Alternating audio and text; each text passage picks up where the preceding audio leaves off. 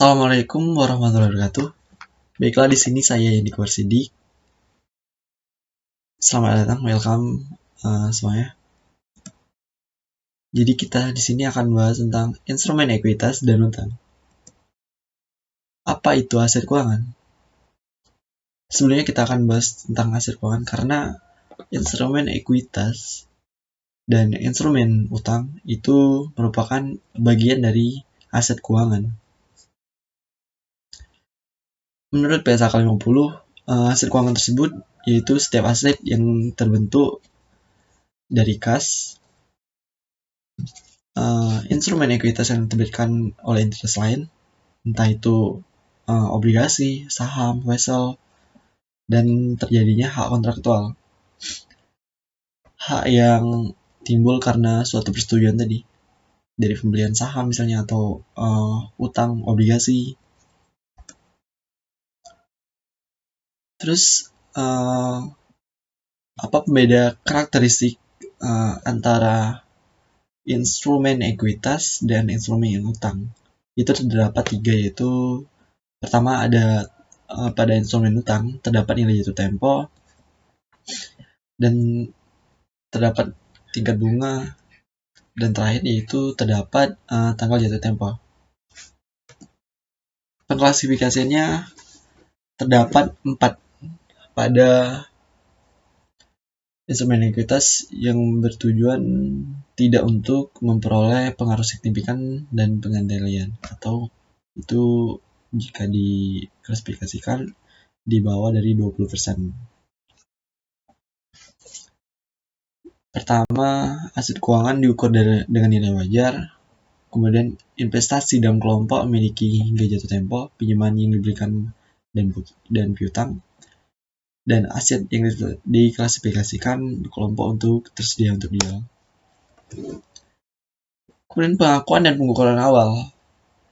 Pada saat apa pengakuan awalnya? Yaitu pada saat entitasnya mengukur investasi pada nilai wajarnya. Namun, apabila investasi tidak diukur pada nilai wajarnya melalui laporan laba rugi, maka nilai wajar tersebut ditambah dengan biaya transaksi. Nah, langsung kita lihat contohnya. Misal PT Roma Makmur membeli 20 lembar saham pada PT Indah dengan harga 1.200 dan biaya broken first atau biaya transaksi sebesar 480.000. Jurnal yang dicatat PT Makmur pada tanggal perolehan tersebut adalah jadi investasi pada beban broker harus sebesar 24 juta dan biaya beban transaksinya sebesar 480.000, sehingga kas yang dikredit sebesar 24.480.000. Kemudian jika PT Roma Makmur mengklasifikasikan saham tersebut untuk dijual kembali, maka perhitungannya yaitu investasi pada kas. Jurnalnya yaitu investasi pada kas. Investasi instrumen ekuitas, pengklasifikasiannya itu jika persentase berdasarkan persentase kepemilikan.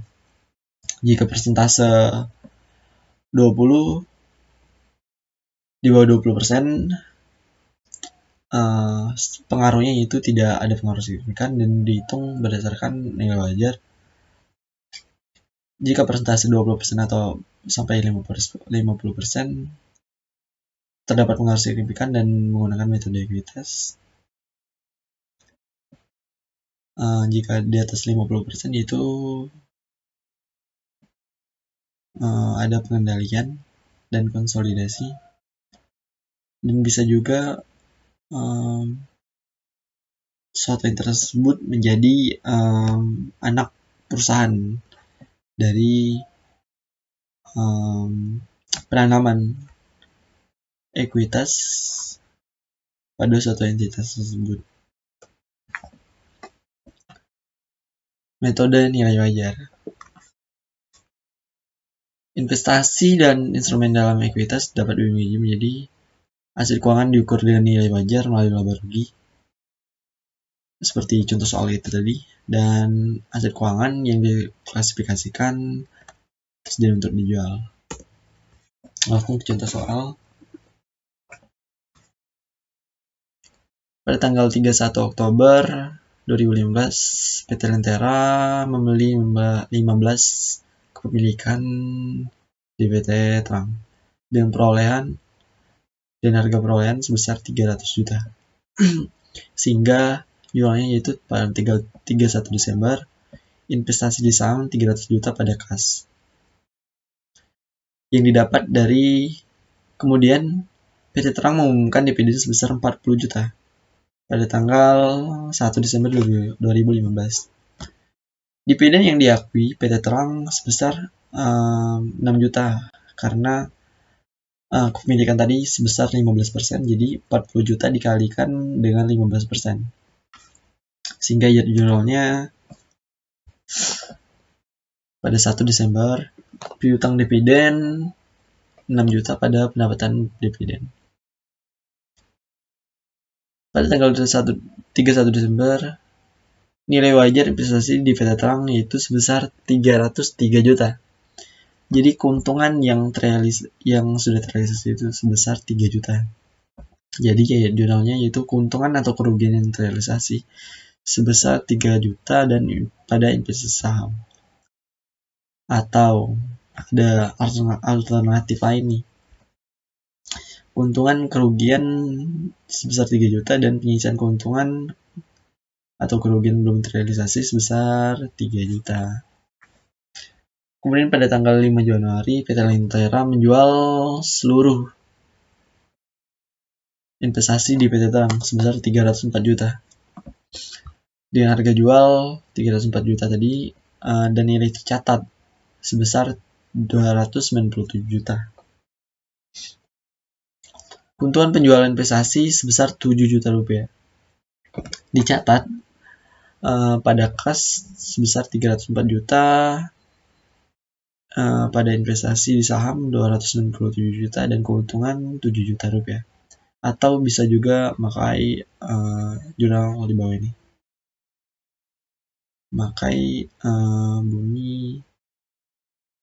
Memakai akun misalnya.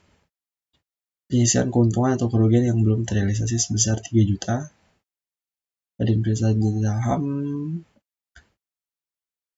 dan keuntungan penjualan saham. Kemudian investasi di saham sebesar 300 juta tadi pada kas. Jika tersedia untuk dijual, piutang dividen sebesar 6 juta dan pendapatan dividen sebesar 6 juta yang dapat tadi dari 15% dikali dengan 40 juta sebesar 6 juta. Kemudian pada 31 Desember, keuntungan yang belum terrealisasi yaitu sebesar 3 juta itu masuk ke dalam penghasilan komprehensif lain pada investasi di saham. Atau bisa juga keuntungan atau kerugian yang belum terrealisasi sebesar 3 juta pada komprehensif lain, yaitu investasi di saham sebesar 3 juta. Perbedaan yield jurnal di atas tadi antara ini dan yang ini yaitu terdapat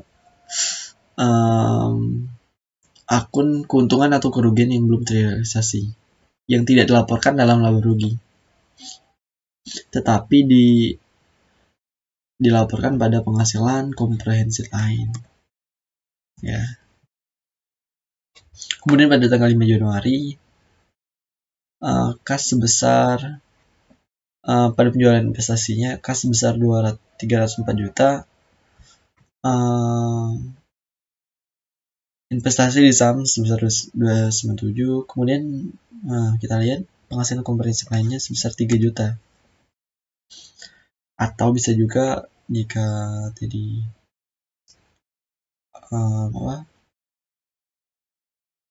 investasi yang sudah terjual di PT Terang tadi